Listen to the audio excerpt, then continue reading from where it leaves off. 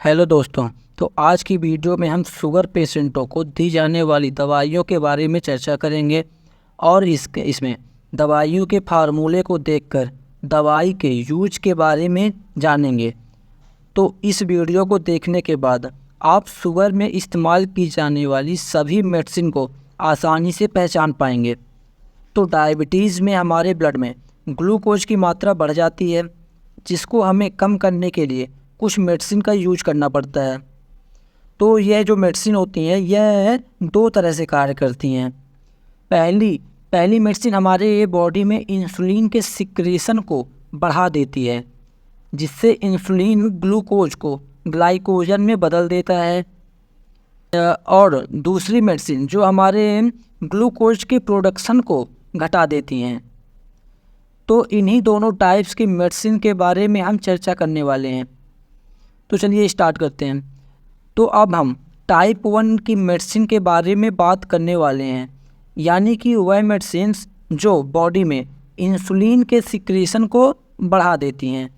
तो यहाँ पर हमने 5 सफिक्स लिए हैं जो मेडिसिन के लास्ट में यूज किए जाते हैं, जैसे माइड, जाइड, नाइड, राइड और ग्लिप्टिन।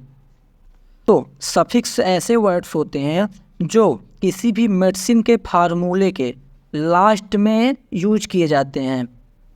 जिन मेडिसिन के लास्ट में ये वर्ड देखने को मिलते हैं, माइड, जाइड, नाइड, राइड और ग्लिप्टिन, आप समझ जाइएगा कि यह मेडिसिन ब्लड में इंसुलिन के सिक्रेशन को बढ़ाने का कार्य करती है, जो कि हमारे डायबिटीज़ की टैबलेट या फिर दवाइयाँ होती हैं। तो हम एक एक करके सभी सफिक्स को समझ लेते हैं, जिसमें पहला ग्लिप्टिन के सभी एग्जाम्पल्स को समझ लेते हैं, जिसमें सीटाग्लिप्टिन, बिल्डाग्लिप्टिन, एलोग्लिप्टिन और लीनोग्लिप्टिन। तो इन सभी के लास्ट में ग्लिप्टिन वर्ड का प्रयोग किया गया है। तो अब आप समझ सकते हैं कि जिन मेडिसिन के लास्ट में ग्लिप्टिन वर्ड आता है वह मेडिसिन डायबिटीज़ में यूज की जाती हैं। जैसे कि आपने यहाँ पर पिक्चर लगाई हुई है, जो कि है जेनोबिया 100 की, जिसका साल्ट नेम सीटाग्लिप्टिन होता है, यानी यह मेडिसिन डायबिटीज़ के लिए यूज की जाती है। तो अब हमारे अगले सफिक्स वर्ड हैं माइड, जाइड, नाइड और राइड। तो ये भी ऐसे मेडिसिन होते हैं जो कि इंसुलिन के सिक्रेशन को बढ़ाने का कार्य करती हैं। तो यहाँ ये टोटल 7 साल्ट नेम है, जिसमें दो के लास्ट में माइड दिया हुआ है और उसके बाद जाइड और नाइड और लास्ट में इसमें राइड दिया हुआ है। तो आप इस तरह पहचान पाएंगे कि ये सभी मेडिसिन डायबिटीज़ के लिए यूज की जाती हैं। तो यह सभी ऐसे फार्मूले या ड्रग साल्ट होते हैं जो कि डायबिटीज़ की मेडिसिन में यूज किए जाते हैं। अब हम टाइप 2 मेडिसिन की बात करें तो यह मेडिसिन ग्लूकोज के बनने को ही कम कर देती है, यानी ग्लूकोज के प्रोडक्शन को ही रोक देती है। तो इसका बहुत ही कॉमन साल्ट नेम होता है, जो कि है मेटफॉर्मिन, जो कि डायबिटीज़ में वर्क करता है। तो इसका ब्रांड नेम ग्लाइकोमेट होता है, जिसमें मेटफॉर्मिन साल्ट यूज किया जाता है। तो हमने देखा था जेनोबिया, जो कि मेडिसिन का ब्रांड नेम होता है, वह इसके जस्ट ऊपर सीटाग्लिप्टिन लिखा हुआ है, जो कि साल्ट नेम होता है। तो हमें मेडिसिन में यही देखना होता है, क्योंकि इसी से हम मेडिसिन के वर्क को पहचान पाते हैं।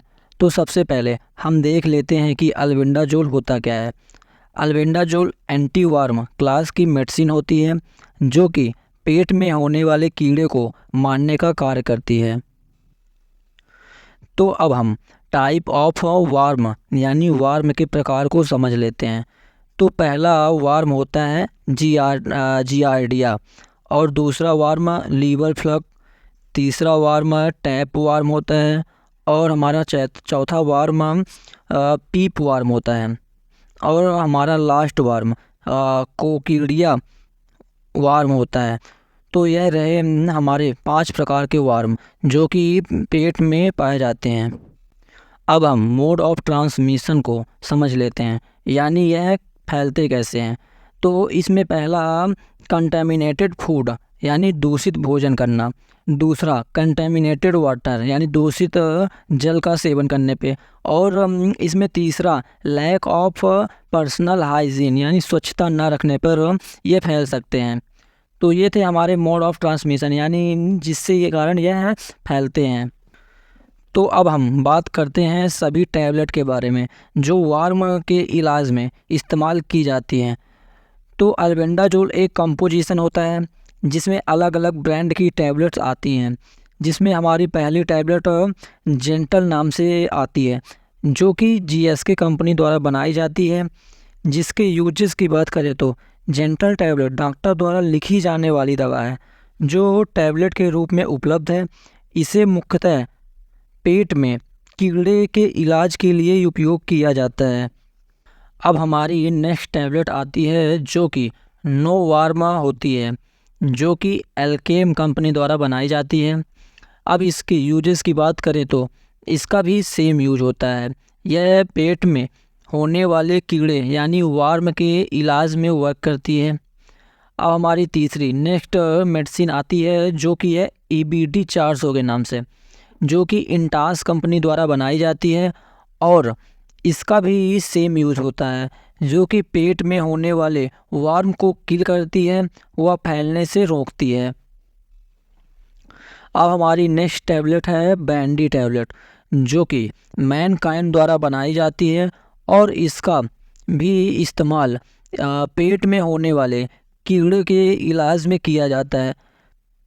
अब हमारी पचमी यानी नेक्स्ट टैबलेट आती है एक्स वार्म के नाम से जो कि सिप्ला कंपनी द्वारा बनाई जाती है और इसका यूज़ कीड़े मारने में किया जाता है।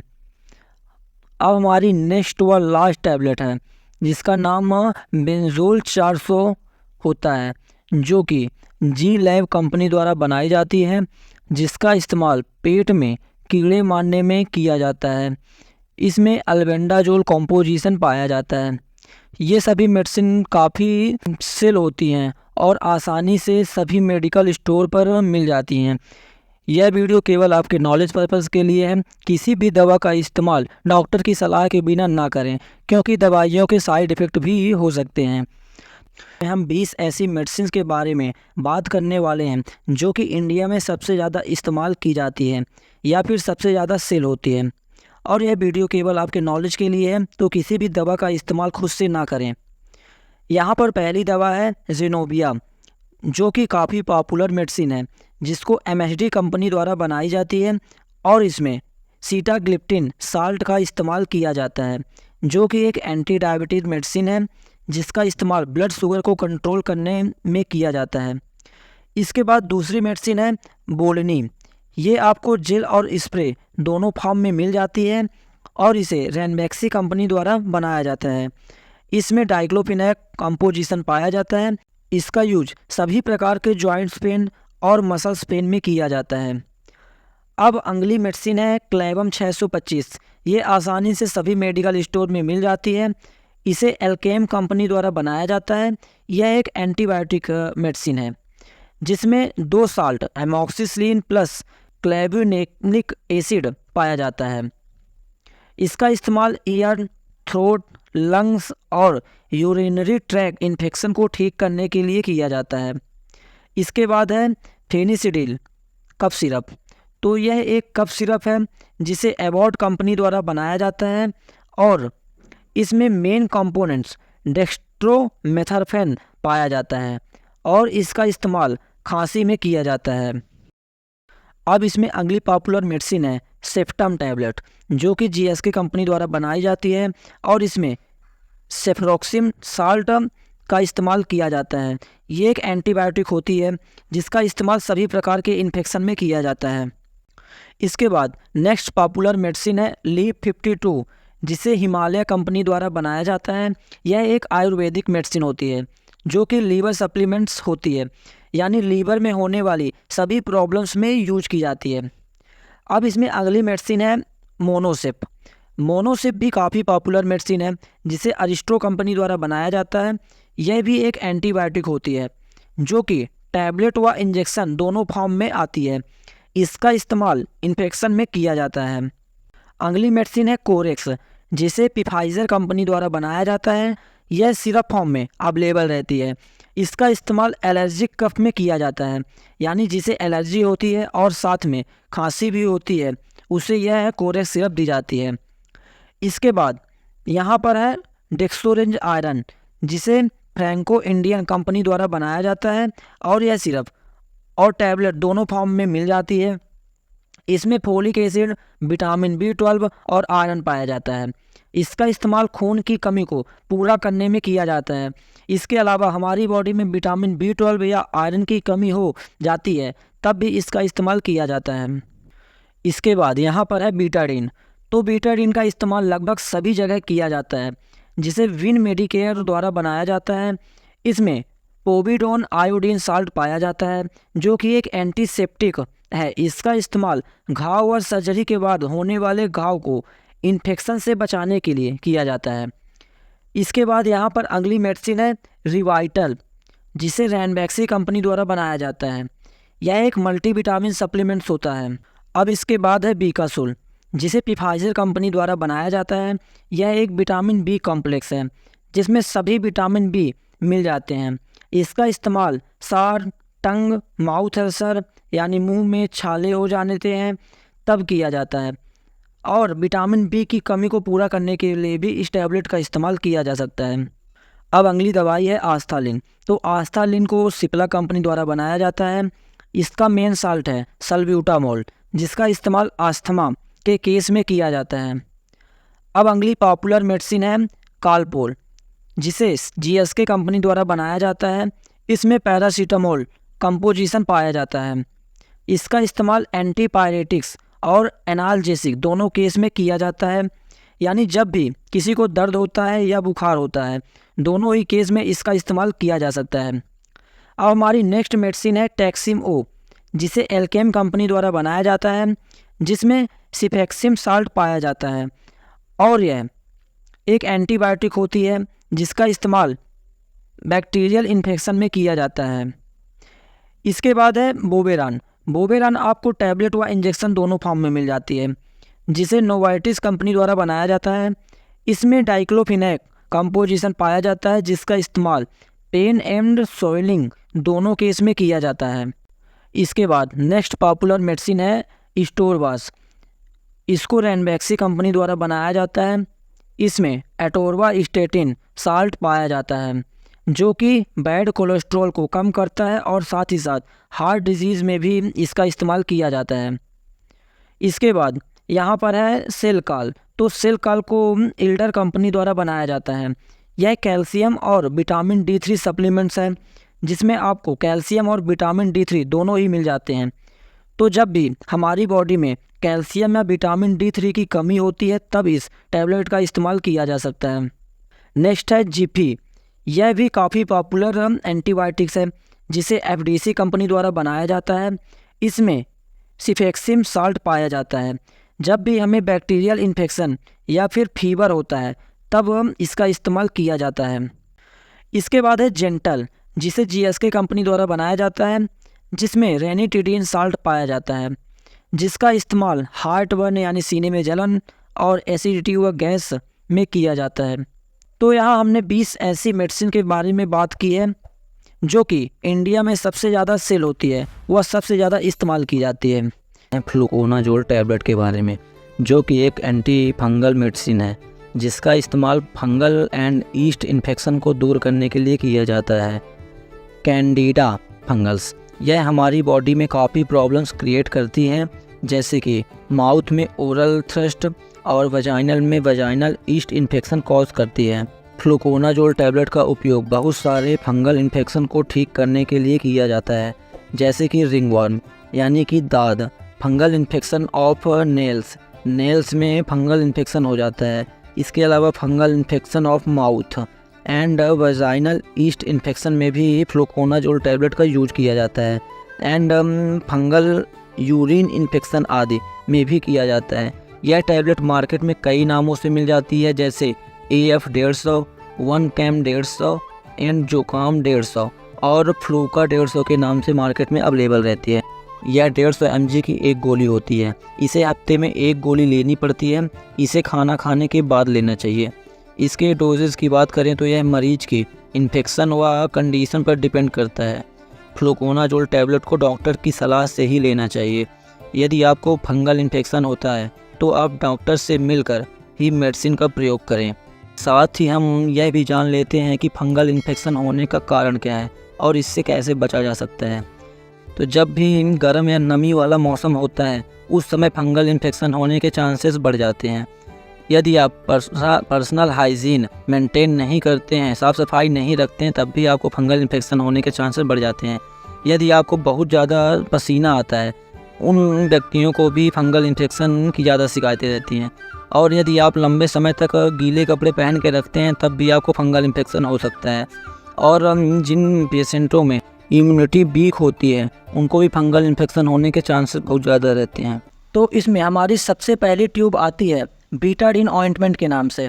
यह बहुत फेमस ट्यूब होती है जो हर मेडिकल स्टोर में आपको आसानी से मिल जाएगी, जिसके कॉम्पोजिशन पोविडोन और आयोडीन पाया जाता है।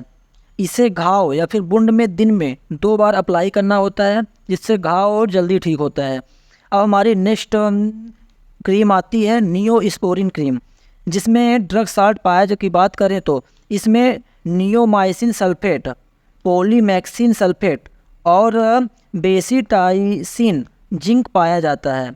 अब इसकी डोजेस की बात करें तो इसे घाव में 2 से 3 बार लगाया जाता है, जहाँ जहाँ घाव या फिर जला हुआ होता है। मार्केट में नियोस्पोरिन का पाउडर भी आता है। आप इसे घाव पर 2 बार लगा सकते हैं, जिससे घाव जल्दी भरता है। अब हमारी नेक्स्ट जो हमारी क्रीम आती है वह हिमालय कंपनी की आती है, जो कि एंटीसेप्टिक क्रीम होती है।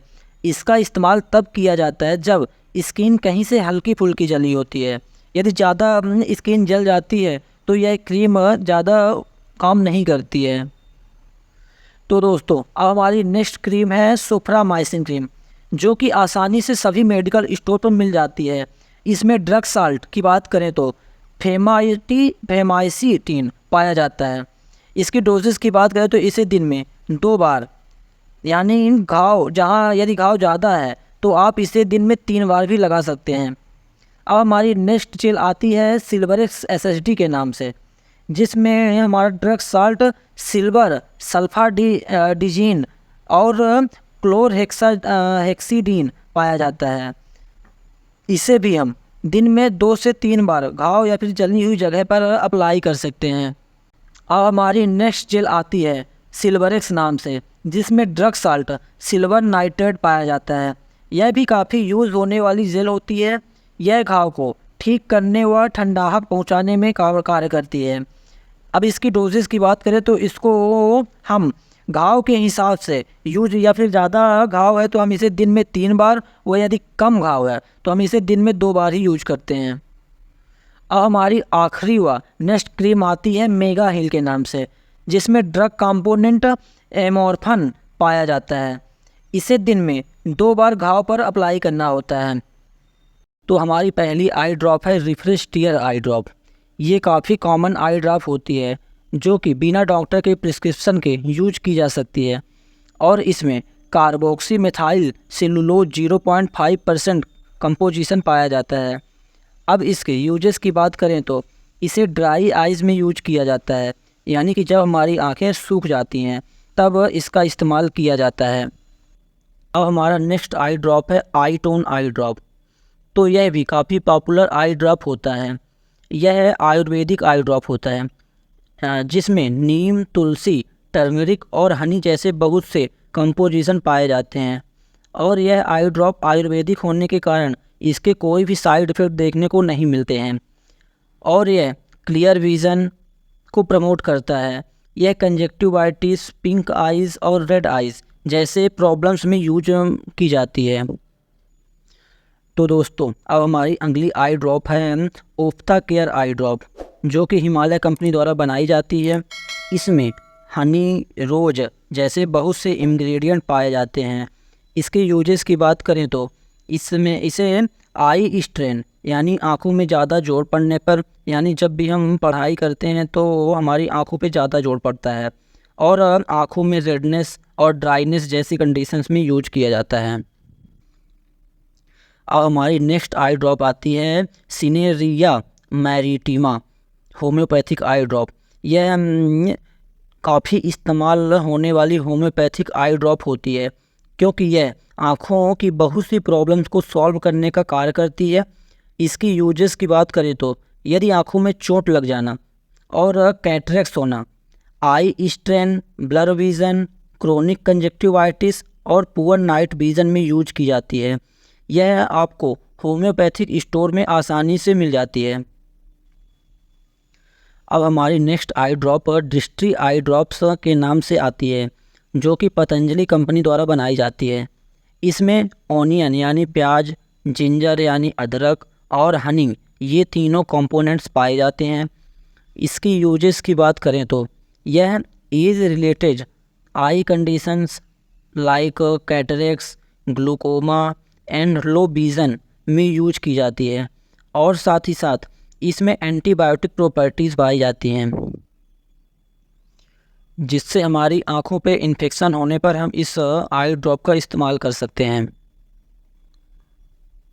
अब हमारी नेक्स्ट आई ड्रॉप है सिप्लॉक्स आई ड्रॉप।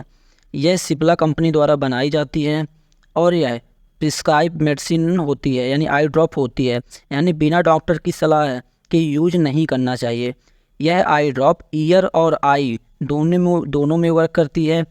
इसमें सिप्रोफ्लॉक्सासिन 0.3% अमाउंट में पाया जाता है। यह एक एंटीबायोटिक होता है जिसका इस्तेमाल बैक्टीरियल इन्फेक्शन में किया जाता है, यानी जब हमारी आँखों या फिर कानों में इन्फेक्शन ना हो जाता है तब हम सिप्लॉक्स ईयर या फिर आई ड्रॉप का यूज कर सकते हैं। तो दोस्तों, नींद का ठीक से ना आना या बिल्कुल कम आना, इसे हम मेडिकल टर्म में आइसोमिया कहते हैं। नींद के लिए सारी कंडीशन के होने के बावजूद नींद ना आना या काफ़ी समय तक सोते रहने पर भी आँख खुली रहना या थोड़ी नींद आते ही वापस आँख खुल जाना आइसोमिया कहलाता है। अब हम आइसोमिया की कॉजेज़ यानी कि कारण की बात करें तो यह टेंशन यानी कि तनाव, जब कोई व्यक्ति टेंशन या तनाव में होता है तब उसे नींद नहीं आती। दूसरा, बैड थॉट यानी गंदे विचार, गंदे विचारों का भी आना नींद ना आने का कारण हो सकता है। बहुत ज़्यादा सोचना या विचार करना, यह भी नींद ना आने का कारण हो सकता है। फिजिकल प्रॉब्लम जैसे सीवियर पेन या कोई प्रोलॉन्ग डिजीज़ का होना।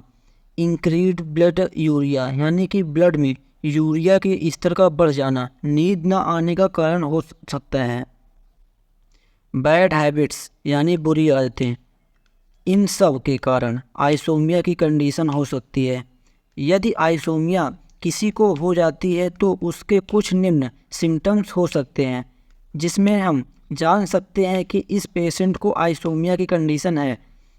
अब्सेस ऑफ स्लीप यानी नींद ना आना, तनाव की वजह से नींद बार बार खुलना, मानसिक तथा शारीरिक थकान और चिड़चिड़ापन, ये सब मुख्य लक्षण हैं जो आइसोमिया की कंडीशन में देखने को मिलती हैं। इनके ट्रीटमेंट की बात करें तो इन कंडीशन में सीडेटिव मेडिसिन यूज की जाती है। नींद की दवाओं को सीडेटिव मेडिसिन भी कहा जाता है। यह मेडिसिन आपको डॉक्टर के पर्चे या फिर प्रिस्क्रिप्शन पर ही दी जाती हैं। अब सीडेटिव मेडिसिन की बात करें तो यह ऐसी मेडिसिन होती हैं जो हमारे ब्रेन की एक्टिविटी को स्लो करने का कार्य करती हैं। लोग इसका इस्तेमाल रिलैक्स और अच्छी नींद लेने के लिए करते हैं। सीडेटिव मेडिसिन का इस्तेमाल अलग अलग कंडीशंस में करते हैं, जैसे एंजाइटी, टेंशन, सीजियर, पैनिक डिसऑर्डर और स्लीप डिसऑर्डर में यूज की जाती हैं। अब हम उन सीडेटिव मेडिसिन के बारे में जान लेते हैं जो मार्केट में अवेलेबल रहती हैं और यूज की जाती हैं। तो दोस्तों, यह मेडिसिन मेनली बेंजोडाइज़ेपिन क्लास की मेडिसिन होती हैं और आप सभी देखकर आसानी से पहचान सकते हैं कि यह मेडिसिन नींद की है। यदि आपको किसी मेडिसिन के लास्ट में पान या फिर लाम शब्द देखने को मिले तो आप समझ जाइएगा कि यह नींद की दवाइयाँ हैं। यानी कि यह आइसोमिया और एंजाइटी जैसे कंडीशंस में इस्तेमाल की जाती हैं। तो चलिए अब उन दवाओं को भी देख लेते हैं। तो सबसे पहले जो मेडिसिन्स आती है वह है 81 टैबलेट, जिसका कंपोजिशन लोराज़ेपाम आता है। तो आप देख सकते हैं कि इसके लास्ट में पाम शब्द आया है, यानी इसका इस्तेमाल एंजाइटी, पैनिक अटैक और स्लीपलेसनेस जैसी कंडीशंस में यूज करते हैं। अब हमारी नेक्स्ट टैबलेट है अल्प्राक्स 0.25, जिसका कंपोजिशन अल्प्राजोलम होता है। तो दोस्तों इसके लास्ट में लाम वर्ड आया है, यानी कि इसके सफिक्स में लाम वर्ड है। तो यह दवाई हमारी आइसोमिया की कंडीशन में वर्क करती है। अब इसके यूज़ की बात करें तो यह एंजाइटी, पैनिक अटैक, स्लीपलेसनेस और आइसोमिया की कंडीशन में यूज की जाती है। अब इसकी डोजेस की बात करें तो यह है रात को सोते समय खानी होती है। अब हमारी नेक्स्ट टैबलेट आती है क्लोनाफिट 0.25 md के नाम से, जिसका कंपोजिशन आप देख सकते हैं क्लोनाज़ेपाम डिस्पेंसेबल टैबलेट होता है, जिसका इस्तेमाल एंजाइटी, आइसोमिया और पैनिक अटैक की कंडीशन में किया जाता है। दोस्तों आपको इस बात का भी ध्यान रखना होता है कि ऐसा ज़रूरी नहीं कि सभी नींद की दवाओं में पाम और लाम वर्ड ही देखने को मिले। कुछ ऐसी भी मेडिसिन होती हैं जिनके सफिक्स में लाम और पाम वर्ड देखने को नहीं मिलता है, फिर भी यह मेडिसिन नींद व आइसोमिया में यूज की जाती हैं। जैसे नाइट रेस्ट टैबलेट, जिसका कंपोजिशन जोल्पिडेमा होता है। तो आप देख सकते हैं कि आपको इसमें पाम या फिर लाम वर्ड देखने को नहीं मिल रहा है। यह दवा भी नींद ना आने जैसी कंडीशन में यूज की जाती है। इस टैबलेट की डोजेस की बात करें तो इस टैबलेट को रात को सोने से पहले खानी होती है। तो दोस्तों हमारी नेक्स्ट टैबलेट है ट्रिप्टोमर 10 mg, जिसका इस्तेमाल depression, neuropathic pain, chronic tension जैसे हेडेक या फिर माइग्रेन जैसे कंडीशन में यूज करते हैं, और इसका इस्तेमाल स्लीपलेस और आइसोमिया जैसे कंडीशन में भी करते हैं। इसके अलावा दोस्तों इंसोमिया की कंडीशन में पेशेंट की फिजिकल प्रॉब्लम को सॉल्व करना चाहिए। जैसे अगर कोई दर्द है तो पेन किलर दिया जाना चाहिए। रात को ज़्यादा चाय या कॉफ़ी से बचना चाहिए। सोने से पहले दिमाग को शांत रखना चाहिए। सोते जाते समय अखबार या बुक्स पढ़नी चाहिए। टेंशन से दूर रहना चाहिए। तो हमारा पहला सफिक्स वर्ड है केन। तो देखिए केन एक सफिक्स है जो कि लोकल एनेस्थेटिक में यूज किया जाता है। इसका मतलब होता है ऐसी मेडिसिन जो कि किसी बॉडी के ऑर्गन या पर्टिकुलर किसी पार्ट को सुन्न करने का कार्य करती हैं। इसके एग्जाम्पल हैं Xylocaine, benzocaine, amylocaine and lidocaine. यदि आपको किसी भी मेडिसिन के लास्ट में केन देखने को मिलता है तो आप समझ जाइएगा कि यह एक लोकल एनेस्थेटिक है। तो यहाँ पर कुछ एग्जाम्पल हैं, जैसे ज़ाइलोकेन इंजेक्शन। यह एक इंजेक्शन फॉर्म में आता है। यदि किसी का ऑपरेशन होना होता है तब हम ज़ाइलोकेन इंजेक्शन का यूज करके उस पार्ट को सुन्न करने का कार्य करते हैं। और लीडोकेन एक टॉपिकल स्पेसिफिक फॉर्म में आता है, यानी कि यह ऊपर से अप्लाई करना होता है। जिस जगह को सुन्न करना होता है वहाँ यह टॉपिकली अप्लाई किया जाता है। तो हमारा अगला सफिक्स है माइसिन। तो माइसिन का यूज़ किया जाता है एंटीबायोटिक में, यानी कि इन्फेक्शन के लिए। यदि किसी को इन्फेक्शन हो जाता है तब इन मेडिसिन का यूज किया जाता है। इसके एग्जाम्पल हैं एजिथ्रोमाइसिन, एरिथ्रोमाइसिन, नियोमाइसिन और स्ट्रेप्टोमाइसिन। तो हम देख सकते हैं कि सबके लास्ट में माइसिन वर्ड आता है, जिसका यूज एंटीबायोटिक में किया जाता है। तो यहाँ पर इनके एग्जाम्पल्स की बात करें तो स्ट्रेप्टोमाइसिन इंजेक्शन, जो कि बैक्टीरियल इन्फेक्शन के रूप में लगाया जाता है, यानी कि जिसको बैक्टीरियल इन्फेक्शन हो जाता है उनको लगाया जाता है। तो यहाँ पर नीचे है नियोमाइसिन। यह एक ऑइंटमेंट फॉर्म में आता है जो कि बैक्टीरिया को किल करती है। तो माइसिन सफिक्स का यूज़ एंटीबायोटिक में किया जाता है। अब आगे बढ़ते हैं, हमारा अगला सफिक्स है ओलोल। तो ये होते हैं बीटा ब्लॉकर्स। तो इसका यूज़ किया जाता है हाइपरटेंशन में या हार्ट अटैक, यानी किसी को हार्ट से संबंधित बीमारी होती है तो उसमें बीटा ब्लॉकर्स का यूज किया जाता है। और इसके एग्जाम्पल्स हैं मेटोप्रोलोल, एटेनोलोल, इस्मोलोल और बिसोप्रोलोल। तो इनका इस्तेमाल ऐसे पेशेंटों में किया जाता है जिनका ब्लड प्रेशर बढ़ा होता है, उनमें इस्तेमाल किया जाता है, या फिर जिनकी बीपी बहुत ज़्यादा बड़ी होती है उनमें इन बीटा ब्लॉकर्स का यूज किया जाता है। तो अगला सफिक्स है माइड एंड जाइड। तो इन दोनों का मतलब होता है ड्यूरेटिक्स। तो इनका क्या काम होता है, यह हमारे यूरिन को बढ़ा देते हैं। मतलब इन मेडिसिन को लेने से के बाद हमें बार बार यूरिन आता है।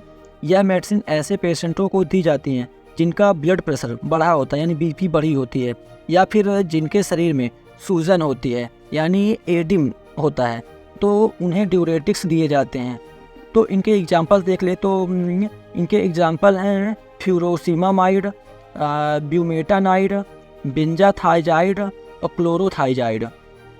लाइसिक्स यह कॉमनली यूज होने वाली ड्यूरेटिक्स मेडिसिन है जो हर मेडिकल स्टोर में आपको आसानी से मिल जाती है। Pain killer medicine. देखिए, जब भी किसी की बॉडी में दर्द होता है तो उसे पेन किलर की आवश्यकता पड़ती है, लेकिन हमारी बॉडी में अलग अलग पेन के लिए अलग अलग मेडिसिन यूज की जाती है। हेडेक यानी सर दर्द, हेडेक को जिसे आम भाषा में सर दर्द होना कहते हैं, यह बहुत ही कॉमन प्रॉब्लम है जो किसी को कभी भी हो सकती है। सर में दर्द दो प्रकार का होता है, माइल्ड हेडेक और दूसरा सीवियर हेडेक।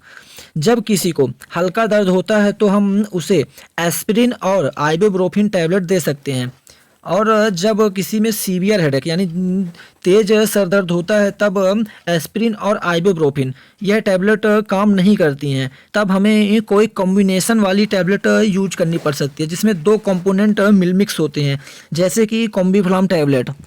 कॉम्बीफ्लाम टैबलेट में आइबुप्रोफेन और पैरासीटामोल दो ड्रग साल्ट पाए जाते हैं। अब हम बात करते हैं ईयर पेन यानी कान में दर्द। तो कान में दर्द के लिए ब्रोफिन 400 मेडिसिन बहुत ज़्यादा इस्तेमाल की जाती है। इसमें आइबुप्रोफेन साल्ट पाया जाता है।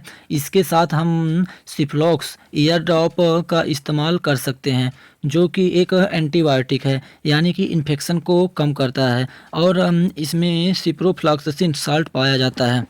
अब इसके बाद हम बात करते हैं टूटेक यानी दांत में दर्द। दांतों में दर्द के लिए कीटोराल डीटी टैबलेट का इस्तेमाल किया जाता है। यह दांतों में होने वाले दर्द के लिए बहुत ही अच्छा कार्य करती है। अब हम बात करने वाले हैं पेन विथ स्वेलिंग यानी दर्द के साथ साथ सूजन। जब किसी के बॉडी में दर्द के साथ साथ सूजन होती है तब हम जीरोडॉल टैबलेट का इस्तेमाल करते हैं। इसमें एसिक्लोफिनेक 100 mg और पैरासीटामोल 325 mg ड्रग साल्ट पाया जाता है।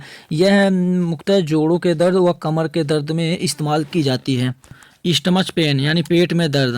पेट में दर्द दो प्रकार का होता है, क्रैम्प यानी मरोड़ का वाला दर्द। यदि क्रैम्प का दर्द पेट में हो रहा है तब हम मेफ्टाल स्पास टैबलेट का इस्तेमाल कर सकते हैं। मेफ्टाल स्पास टैबलेट का इस्तेमाल पीरियड पेन में भी किया जाता है। और दूसरा गैस या एसिडिटी के कारण दर्द। जब गैस या एसिडिटी के कारण पेट में दर्द होता है तो हम पेंटाप 40 टैबलेट का इस्तेमाल करते हैं या फिर डाइजीन सिरप का इस्तेमाल कर सकते हैं। इसके बाद है इंजरी पेन और आफ्टर सर्जरी पेन यानी कि यदि किसी को चोट लग जाती है या फिर सर्जरी होती है उसके बाद उसके बॉडी में बहुत ज़्यादा पेन होता है, उस समय हम ट्रामाडोल टैबलेट का इस्तेमाल कर सकते हैं। यह हर मेडिकल स्टोर में आसानी से मिल जाती है। नर्व पेन यानी नसों में दर्द होना। तो कभी कभी किसी के नसों में दर्द भी हो सकता है, जैसे कि डायबिटीज़ के केस में। तो जिन लोगों को डायबिटीज़ होता है तो डायबिटीज़ की एडवांस स्टेज में उनके डायबिटीज़ न्यूरोपैथिक हो जाता है, जिसके कारण उनके नसों में काफ़ी दर्द होता है। तो ऐसे में प्रेगाबालिन मेडिसिन यूज की जाती है। दोस्तों, डाइजीन जेल एक प्रकार का एंटी एसिड होता है। एंटी एसिड ऐसे केमिकल्स होते हैं या ऐसी मेडिसिन होती हैं जो हमारी बॉडी में एसिड होता है उसे न्यूट्रलाइज करती हैं, यानी कि उसके प्रभाव को कम करती हैं और गैस से रिलीफ देती हैं। डाइजीन सिरप में कुल 4 प्रकार के इंग्रेडिएंट्स पाए जाते हैं, जिनमें पहला मैग्नीशियम हाइड्रोक्साइड IP25 mg होता है और सिमिथीकोन IP25 mg होता है। इसके अलावा magnesium aluminium silicate hydrate 50 mg और dried aluminium hydrate gel 300 mg पाया जाता है। तो दोस्तों डाइजीन अलग अलग फ्लेवर्स में मार्केट में उपलब्ध रहती है। अब हम इसके यूजेस की बात करें तो कि डाइजीन सिरप के क्या क्या यूज होते हैं और इसे क्यों लेनी चाहिए। तो पहला, यह हमारे स्टमच में बनने वाले एसिड को न्यूट्रलाइज करने के बाद पेट में होने वाले इरिटेशन को कम करता है। यानी कि यदि आपको हार्ट बर्न किया, सीने में जलन की शिकायत है या फिर आपके गले में जलन की शिकायत है तो डाइजीन आपके लिए बहुत फ़ायदेमंद होगा। यह बॉडी में एक्स्ट्रा गैस को बाहर निकालने में हेल्प करता है। इसके अलावा जो बॉडी में एसिड का लेवल होता है उसको रिड्यूस करने का कार्य भी करता है। यदि आपको अपच की समस्या शिकायत आ रही है एंड आपको पेट में एसिड की शिकायत आ रही है तो आप डाइजीन सिरप इस्तेमाल कर सकते हैं। डोज की बात करें तो इसका कोई भी फिक्स प्रिकॉशन नहीं है। इसको डॉक्टर जितना बोले उतनी ही मात्रा में लेना चाहिए, नहीं तो यह बॉडी में एसिड की मात्रा को घटा सकता है जिससे अपच की समस्या हो सकती है। इस डाइजीन सिरप को प्रेगनेंसी एंड लैक्टेशन में यूज नहीं करना चाहिए। साइड इफ़ेक्ट, यदि हम डाइजीन सिरप की बात करें तो इसके बिल्कुल भी साइड इफ़ेक्ट देखने को नहीं मिलते हैं, पर कुछ अनकंफर्टेबल महसूस होता है तो आप डॉक्टर से ज़रूर मिलें। लास्ट में हम लोग इसके डोज के बारे में बात कर लेते हैं। यदि यह टैबलेट फॉर्म में है तो अडल्ट में 2 से 4 टैबलेट इसे ले सकते हैं खाना खाने के 1 घंटे बाद, और यदि आप सिरप या जेल ले रहे हैं तो 10 ml खाना खाने के 1 से 1.5 घंटे बाद ले सकते हैं। अब आपको बता दें कि कोई भी एंटी एसिड मेडिसिन हमेशा खाना खाने के 1 से 1.5 घंटे के बाद ही ली जाती है, क्योंकि खाना खाने के 1 से 1.5 घंटे में एसिड खाने को डाइजेस्ट कर लेता है, जिससे मेडिसिन लेने के बाद बचे हुए एसिड को न्यूट्रलाइज कर दिया जाता है। पहला, कोलीमेक्स ड्रॉप। इस ड्रॉप में ड्रग कंपोनेंट डाईसाइक्लोमीन और सिमेथिकोन पाया जाता है, जिसमें डाईसाइक्लोमीन 10 mg व सिमेथिकोन 14 mg पाया जाता है। यूजेस, कोलीमेक्स ड्रॉप के यूजेस की बात करें तो यह है बच्चों में स्टमक पेन यानी पेट दर्द होने पर, फ्रिक्वेंट डायरिया बार बार दस्त लगने पर या पेट दर्द होने पर, फ्लैचुलेंस यानी पेट फूलने पर, और ब्लोटिंग यानी गैस की वजह से पेट फूलने पर दिया जा सकता है। कोलीमेक्स ड्रॉप के डोजेस की बात करें तो 0 से 3 मंथ के बच्चों को 1 से 4 ड्रॉप दिया जा सकता है व 4 से 12 मंथ के बच्चे को 5 से 10 ड्रॉप दिया जाता है व 1 ईयर के बच्चे को 1 ml ड्रॉप दिया जाता है। यह डॉक्टर बच्चे की वेट और एज के हिसाब से इसे प्रिस्क्राइब करता है। अब हम कोलीमेक्स ड्रॉप के साइड इफ़ेक्ट के बारे में देखेंगे, इसीलिए इसे डॉक्टर की सलाह से ही बच्चों को दें, क्योंकि इसके बहुत से साइड इफ़ेक्ट हो सकते हैं, जैसे कि नोज़िया एंड वॉमिटिंग। बच्चों में जी मचलाना और वॉमिटिंग देखने को मिल सकता है, और इसके साथ साथ बच्चों में ब्लड विज़न यानी धुंधला दिखना, ड्रॉप्सीनेस और नर्वसनेस भी हो सकता है। इसमें कॉन्स्टिपेशन की समस्या भी हो सकती है, जिसमें बच्चों का स्टूल काफ़ी हार्ड हो जाता है, जिससे बहुत सारी समस्याएं हो सकती हैं। इसमें दूसरा है स्पोरलैक पाउडर। यह पाउडर सचेट फॉर्म में आता है, जैसे इनो का पैकेट आता है, प्लास्टिक की पैकेजिंग के साथ सचेट आता है। इसका उपयोग देखें तो पहला, वीक्ड इम्यून सिस्टम। यह कमज़ोर प्रतिरक्षा प्रणाली, यदि बच्चों में वीक इम्यून सिस्टम हो जाता है तब हम इसको दे सकते हैं। दूसरा, स्टमक इन्फेक्शन यानी पेट में इन्फेक्शन हो जाने पर हम इसे दे सकते हैं।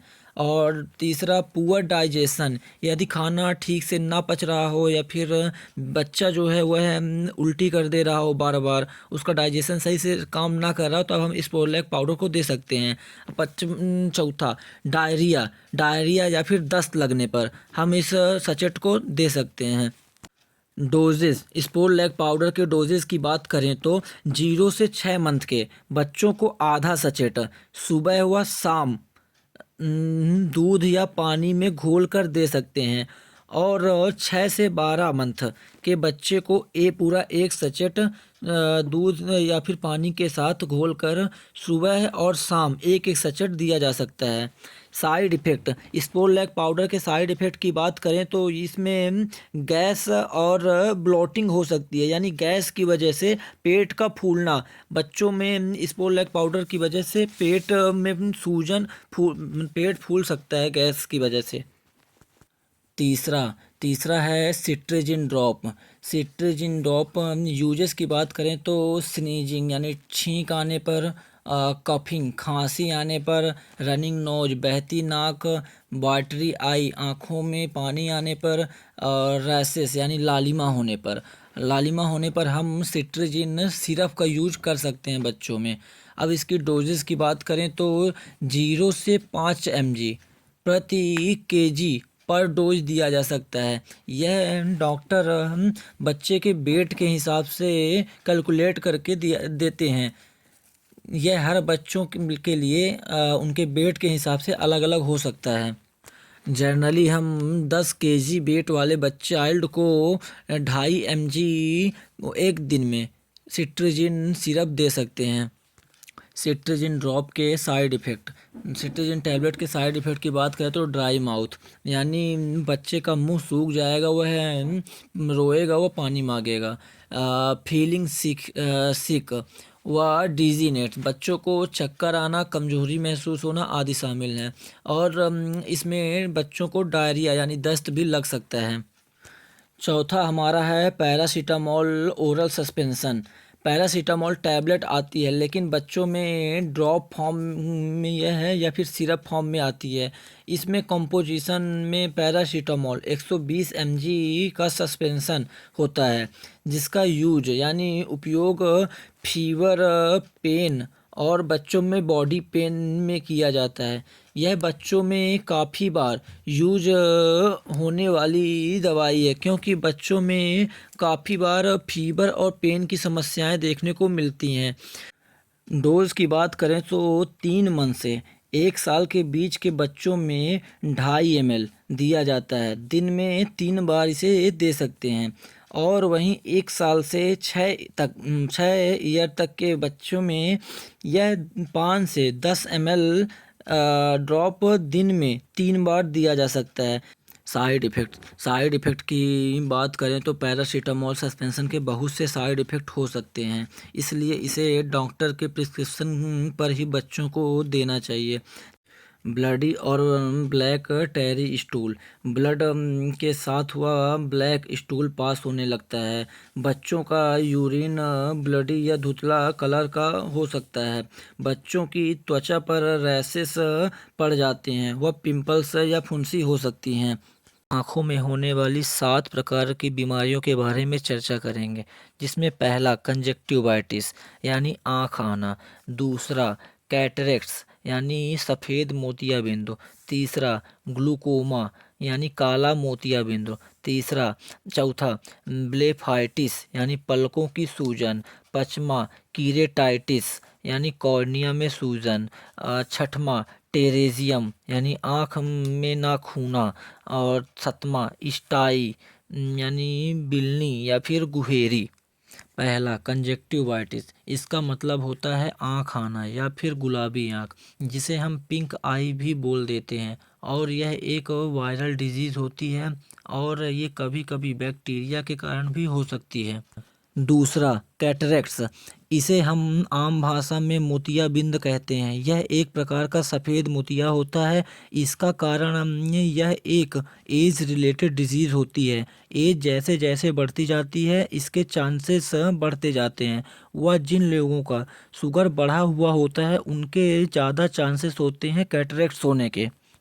नंबर तीसरा ग्लूकोमा, मोतियाबिंद काला ग्लूकोमा, इसे भी हम मोतियाबिंद कहते हैं, लेकिन इसमें अंतर होता है, ये काला मोतियाबिंद होता है और इसका कारण है ऑप्टिक नर्व डैमेज, यानी कि हमारी आँख में एक नस पाई जाती है, जब भी यह डैमेज या ख़राब हो जाती है ग्लूकोमा या फिर काला मोतियाबिंद हो जाता है। चौथा ब्लेफाइटिस यानी पलकों की सूजन, पलकों की सूजन, जब भी हमारी आँखों की पलकों में सूजन आ जाती है उसे हम ब्लेफाइटिस कहते हैं और इसका कारण है एलर्जी या फिर डैंड्रफ। पाँचवा केराटाइटिस, कॉर्निया में सूजन, जब भी हमारी कॉर्निया जो हमारे आँखों में ब्लैक पार्ट होता है उसमें सूजन या फिर इन्फेक्शन हो जाता है तो उसे हम केराटाइटिस कहते हैं।